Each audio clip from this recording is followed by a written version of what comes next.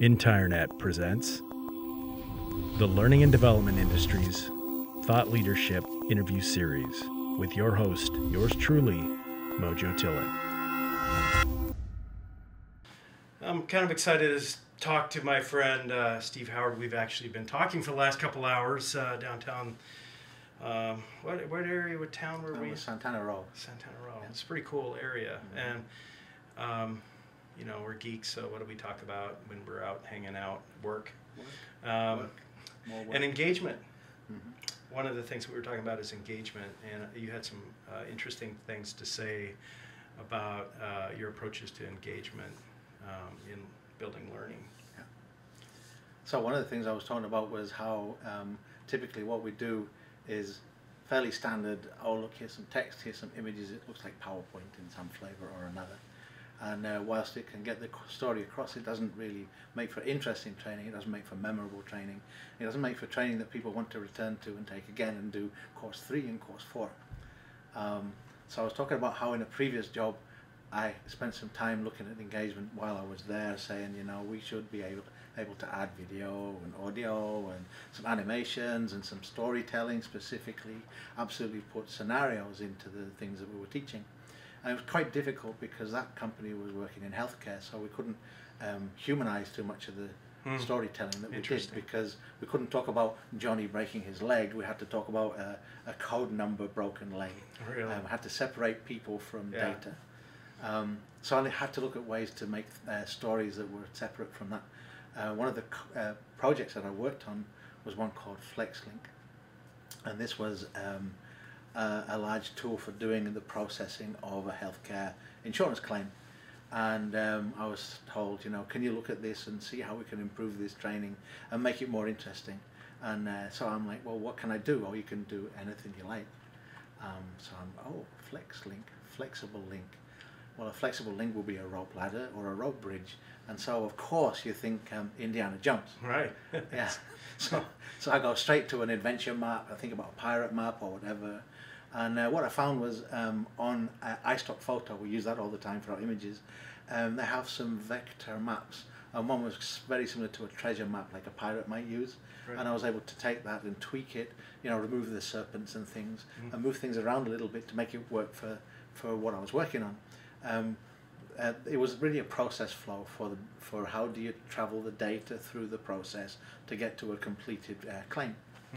And so it was just a typical flowchart. Right. And so the original course was written around a flowchart, which was extremely dry and boring. You know, here's the 4th box. It's the thing where you make the decision you own. Right. Well, what I did was I said, well, let's make this a journey on the map. So I literally took the flow chart and overlaid it on the map, tweaked the map so that things lined up correctly for the flow of the process flow, and then changed it. I took the process flow away and drew journey. So little red lines going from, you go from A to B, so that'd be a little town or a village, or actually what it was a castle and a house and whatever. So these were destinations on the map, and you'd follow a journey through, and when you reached a place, there was one point, for instance, where the data, the claim form would be held whilst some processing was done, and the processing was it was sent off to another area, and then it would come back with some more tagging or metadata or whatever. And so I literally had a little jail, so the data would sit in jail for a little while some further processing went on. And so by adding this in, you made a more fun story. So what you ended up doing, you were able to remember the story of the journey as the data traveled through the process, rather than remembering, you know, the 4th box was pink and what was the words in it? I don't remember anymore. Well, I like that. You know, oftentimes we look at, you know, our body of content and we go, well, this is too boring or dry to add anything exciting to, you know, but I think that it sounds like you took something that's really baseline, just really sterile, right? Mm-hmm. Hospital sterile, no pun intended, right? And you added that adventure to it. And I think that's a key, really, to making a successful training is adding something in there that kind of makes it either adventure for us or creates a hook so that we can identify with it or whatever. So I appreciate that. And then the notion there was gamification. We were heading towards adding gaming elephants. Elephants, adding... Elephants would be good. I had a course I worked on years ago that we called it elephants internally. It was effluent, but we called it elephants. Another one we called hedgehog, whatever. So, nice. It's perfect. Awesome, right. So adding gaming elements as opposed to making a game out of it. Right? Yeah. So but by adding those elements, you make it more memorable and more fun and more interesting. Right. And then I mentioned to you earlier the difference between extrinsic and intrinsic motivations. So we're motivating. Wow, my words are awesome today. We're motivating people by bringing in some interest and some fun that's separate to the training. Because the training can and often is quite dry because the stuff that you need to learn isn't football or it isn't Disney or whatever. Naturally exciting. Exactly. Yeah. So it's going to be dry, but anything you can add into it to make it more interesting is fun. So maybe add in a reward. I was speaking to you earlier about a Microsoft training I saw a long time ago that was about security, and the reward there was when you did something right, that you would see a portion of a soccer match and you'd score a goal. Or if you got it wrong, you would be punished by, there would be a foul against you, or you would lose a goal or whatever. Right. And so all of these were still motivations, but they were nothing to do with the training as such. What do you think? I mean, in a way, what I'm getting out of this is you don't necessarily need to make it super complicated either, right? No. To be engaging or to make it into a real full-fledged game, but it's that just adding a little bit of game-like feel to it, or something that's gives you a reward, or makes it more interesting to follow through the training. Right. Have you ever been in anything on the web or anywhere, and you've moved your mouse and you've clicked and you're going, oh wow, that's cool. Look, hey, check this out. When I do this, look, see what happens.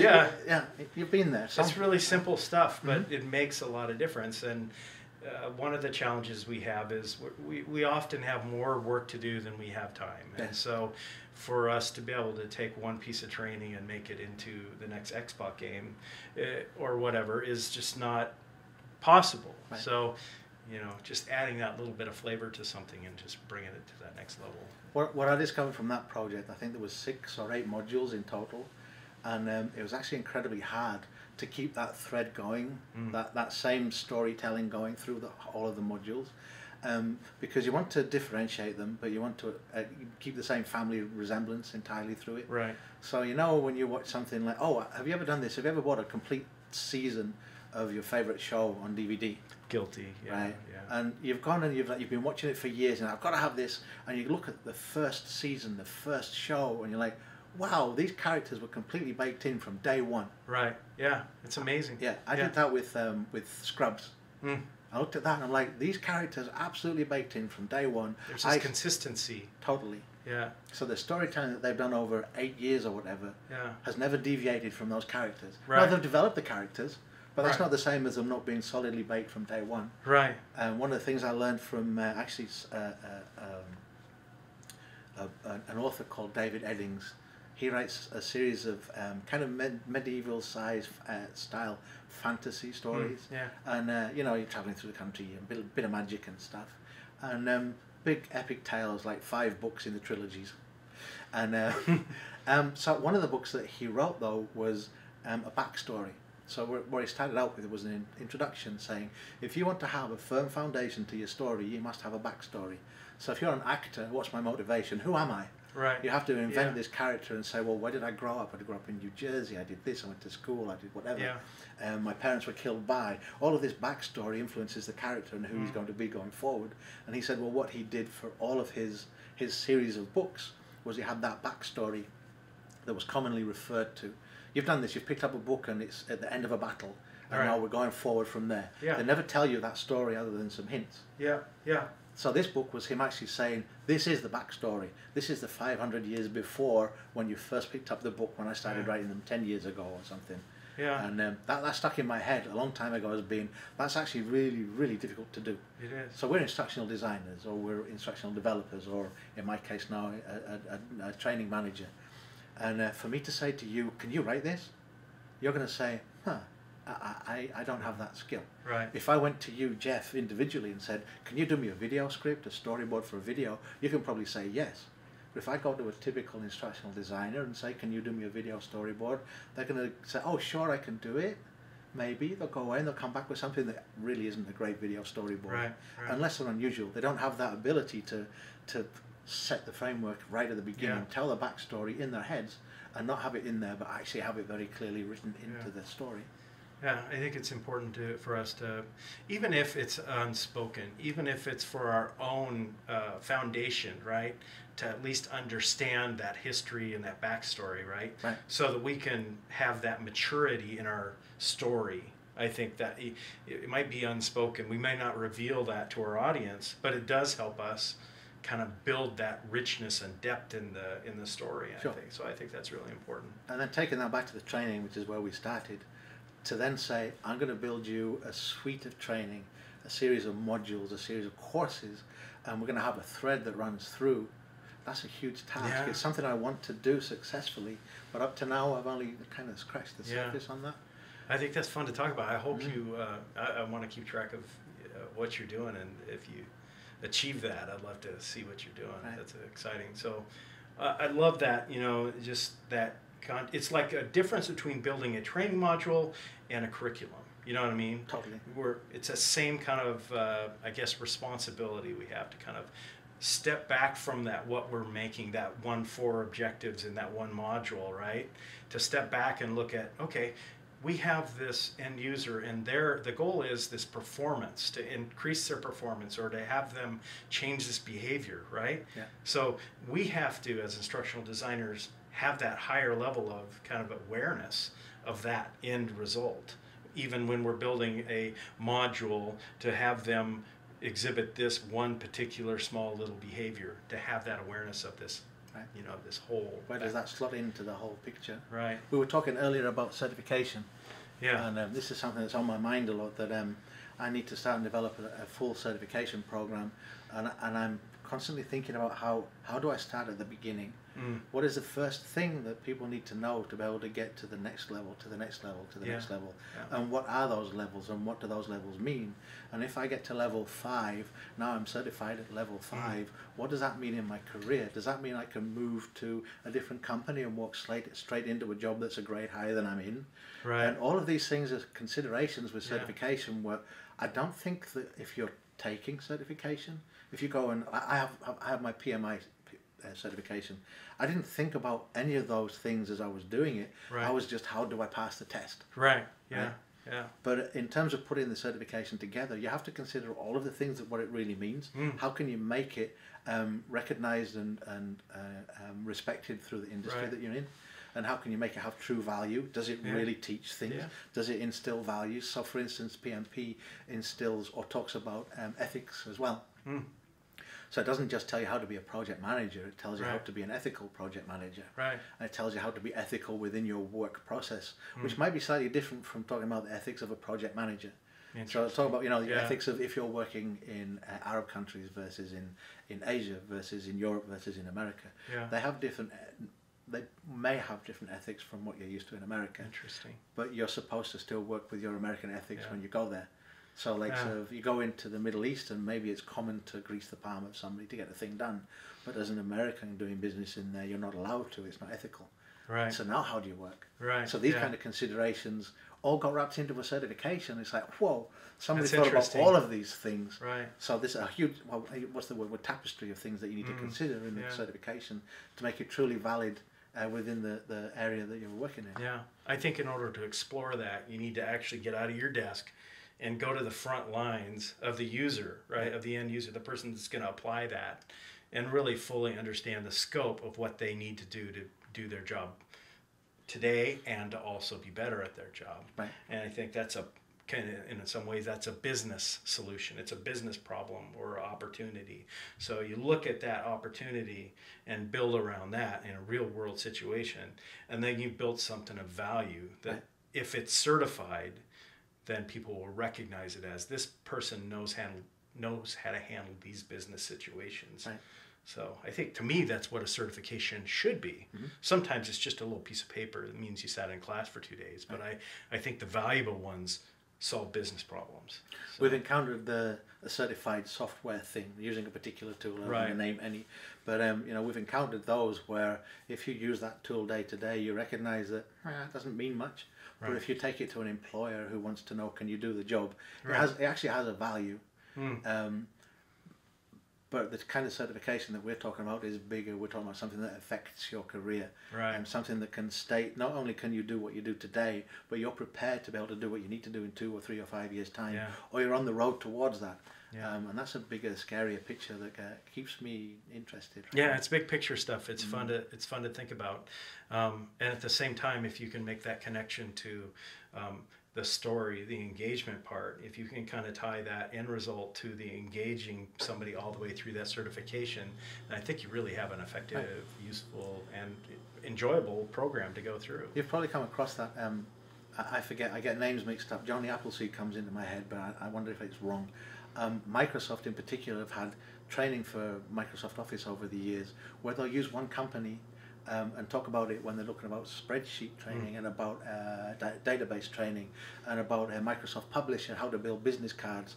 So all of this will be the same company. We'll call it Microsoft.com for easiness, right? So all of them, you're building business cards for Microsoft, you're doing spreadsheets for Microsoft, you're doing word processing for Microsoft. And it's the same company all the way through. And so you have the same threads, so you have the same events being discussed.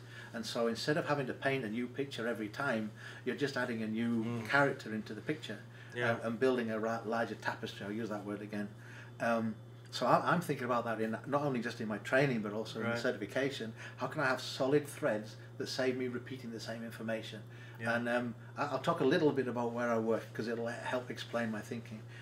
We work in network security, so we're guarding against advanced malware attacks where people are targeting you as an individual or your company specifically to try and break in and get your data or get access to your customers who also have data. And so what we're doing is guarding against specific types of threats, like a phishing email or a drive-by when you visit a website.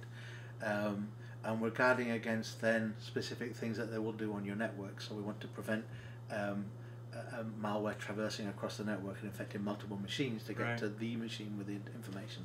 So there's a bunch of things that we're doing, and we use a bunch of different tools to do it. But if we can talk about one company and one infection across the whole suite of tools that we have, then we have a thread that makes sense. So there's some well-known malware, one's called Poison Ivy, and if you get that on your system, it might have been tweaked by somebody somewhere who's tweaked it to suit your network. So maybe they know that you're using Windows 7, maybe they know that you're using a certain type of Apache server or whatever, at random thoughts. But once they understand exactly what's there, they can craft precisely the right piece of malware to install onto your system to do what they need to do. And having done that, then what would that look like? So if it was our network protection, it would look like a particular thing. If it was, we have a thing that looks at packet capture, it actually captures all of the network packets as they come into your network and all that go out. So I can say, oh, I've discovered an infection today, let's see when it happened, and look back and say, oh look, well now I know it's poison ivy, that was the alert I just got, but I can see that Friday 3 weeks ago was when it came in, and it's infected blah blah blah, right? Now if I can use my training to talk about that same one infection and show you how it looks across 20 products that we have, and talk about it through all of our training in the same way, I don't have to paint the picture every time. It's I don't have to write a new story. You build that story, that backstory, and it makes sense. I think again, it's that big picture thinking and being able to make those connections across your curriculum, and I think that consistency helps the end user onboard quickly to that particular training. There's assumptions that can be made. We already understand this environment we're in, and so they can go directly onto the particular objectives of this training and get past all that stuff really quickly. Nice. Well, just one last thought there. I find that is requiring a different kind of person looking at building the training. So in the software world, you talk about a software developer, but then you also have a software architect. And the architect designs the full solution and then gets other people to build it. And I'm thinking that, and now I'm looking at having a training architect Nice. I'm not going to call somebody that, but that might be the role that's in place to Yeah. re-architect the full thing, Yeah. to understand the full solution before we can start to build the bits and keep them all relevant to each other. Yeah. I think that's important. And now you and I have been talking about this today. You're in a situation now where you're building up training teams, and you're having to look at all the little pieces that make up good training, all these little skills, and how to build that correct team to be able to answer all that. So that's exciting, man. That's really cool. So I appreciate you sharing all this with us, and looking forward to kind of reconnecting and down the road and seeing how it's working. Yeah, it'll be interesting to show you some successes and some failures. Nice. Maybe I'm too, sure there'll be go. more successes than failures, man. Thank Cool. you. Thank All right. you.